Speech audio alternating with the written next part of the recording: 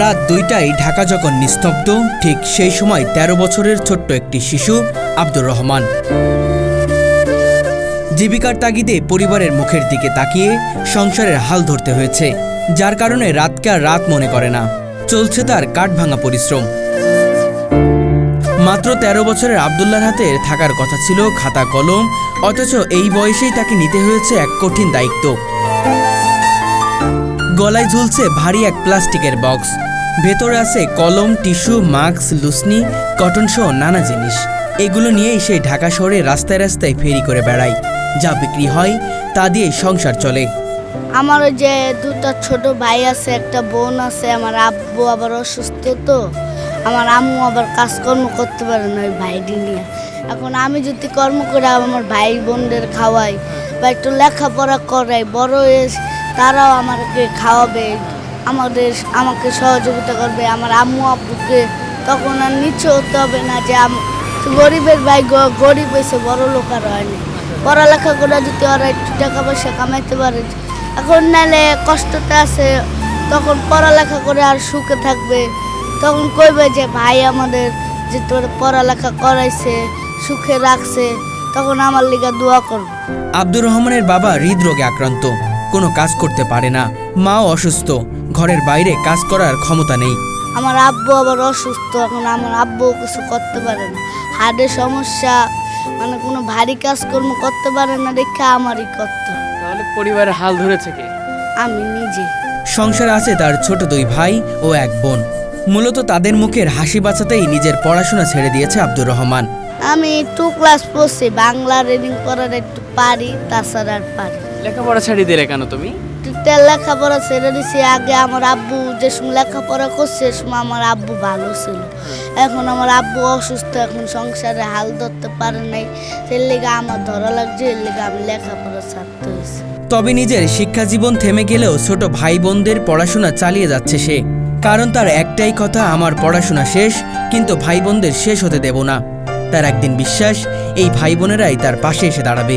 এখন একটু কষ্ট করলে কেষ্ট মিলবে। এখন ব্যাগ যদি এখন খাওয়াই পড়াই, তাহলে এই কষ্টটাই আমার ওই যে উপরে গেলে আল্লাহ দেখবে। গায়ে পাঞ্জাবি, মাথায় টুপি, 5 ওয়াক্ত নামাজ তার অভ্যাস।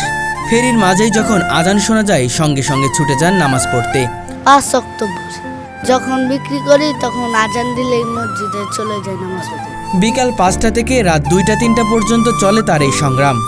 আমি বিকাল 5টায় বাইরাই, রাইতে 1:30-2টা বাজে যায়। চিন্তা তো করে, চিন্তা অবশ্যই আছে। এখন বাসায় গেলে আমাকে বকবে যে এত রাইট করে আসছো, যদি কোনো কিছু হয়ে গেত তখন আমরা খোঁজ খবর পাইতাম কেমন না হতো, এসব চিন্তা করে। আর মানে আমি যতক্ষণ না যাই জাগনা থাকি। কোনোদিন আয় হয় 300 টাকা, কোনোদিন 400 টাকা। এই 300, 350 এরকম। আজকে আবার একটু কম হয়েছে, লেগা বেশি রাত হয়।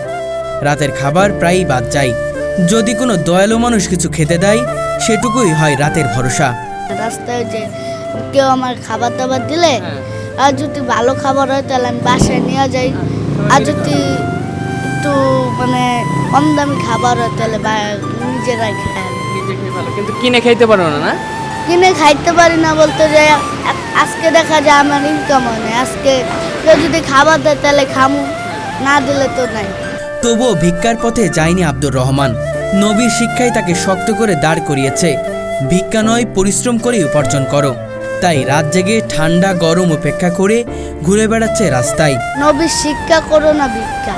এখন আমি যদি ব্যবসা করি, মানুষ কইব যে এই স্যালারি আগে ভিক্ষা করতে, এখন ব্যবসা করে অনেক সুন্দর ভালো করতেছে। এখন যদি ব্যবসা করে 2 টাকা কাম করে, এটা সৎভাবে আর পরিশ্রম করা টাকা উপার্জন করছে। যেখানে রাতের চায়ের দোকান আর রিক্সা চালকরাই তার মূল ক্রেতা। কেউ তার কাছ থেকে কিনে, কেউ মুখ ফিরিয়ে নেয়, আবার কেউ মায়ায় পড়ে বাড়তি টাকায় নিয়ে নেয়। না, অবশ্যই কষ্ট লাগছে ভাই, কারণ হচ্ছে যে আমি এটা কিন্তু নিতাম না। এটার কারণ হচ্ছে কি, আমার ছেলে বলতেছে বাবা এগুলো পেছে, তাহলে নাও, ঠিক আছে তাহলে 3টা নাও, এই জন্য ভাই। আর তাছাড়া আমি চাই যে এই ধরনের সে রাস্তা না ঘুরে কোনো আশ্রয়, কোনো স্থান জানা হয়, এটা প্রত্যাশা করি সবসময়। আর আমাকে অবশ্যই সহজে থাকবে যে এরকম কোনো জায়গা থাকে। আর এখন বাজে 2টা মনে হয় পার হয়ে গেছে, 2:10-15 বাজে। হ্যাঁ, 2:14 বাজে। তার কারোর প্রতি কোনো অভিযোগ নেই। সে বিশ্বাস করে আজকের এই পরিস্থিতি আল্লাহর ইচ্ছায়, এবং কপালে যা লেখা ছিল তাই হয়েছে, এই মেনে সে এগিয়ে চলছে জীবনের পথে। আল্লাহ যেমনই রাখছে সুখে রাখছে, আল্লাহ তো সুখ ছাড়া অশান্তি দেয় নাই।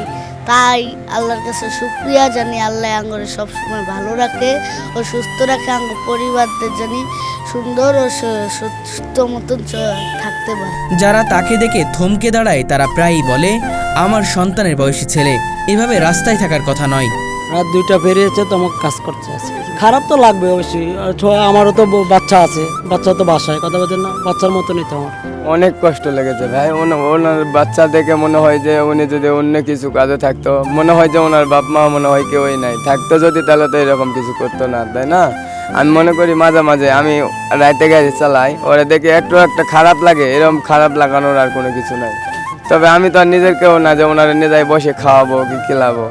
আর 4টা 5টা পর্যন্ত থাকে দেখছি আমি, ওনারে দেখছি খালি এক জায়গায় না, উনি জসীমউদ্দিন থাকে, এনে থাকে দেখবেন রাজরক্ষী, সব জায়গার মধ্যেই থাকে ও।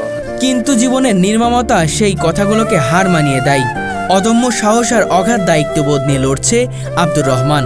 চোখে মুখে একরাশ স্বপ্ন, ভাই বোনদেরকে শিক্ষিত মানুষ হিসেবে গড়ে তোলা। পরে যে সময় আমি কাজে বেলায় ভাবি যদি ঘরে থাকতাম, আমি ভাইয়াগুলোয় খেলতাম ফিরতাম, ভাইয়াগুলোকে অনেক কিছু করতাম, বাবা মার লাগে শয়তানি করতাম।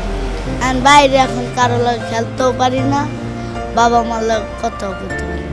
নিজের হতাশাকে শক্তিতে রূপান্তরিত করে প্রতিদিন নতুন করে যুদ্ধে নামছে সে। এটা তো আসলে এত রাতে একটা ছোট বাচ্চা, নানা ধরনের, দেশের অবস্থা এমনিতেই তো ভালো না, 5 আগস্টের পর তো দেশের অবস্থা এমনিতেই ভালো না। এখন ভয় করলে কি হবে? এখন যদি আমি সব ভয় পাইলেই বেশি ভয় লাগবো, আর যদি সাহস করে আগে যাই তাহলে আমি আগাইতে পারবো। ভয় করলে তো আমি পিছিয়ে যাবো, তাই আমি ভয় না করে আগাই যাই সাহস করি।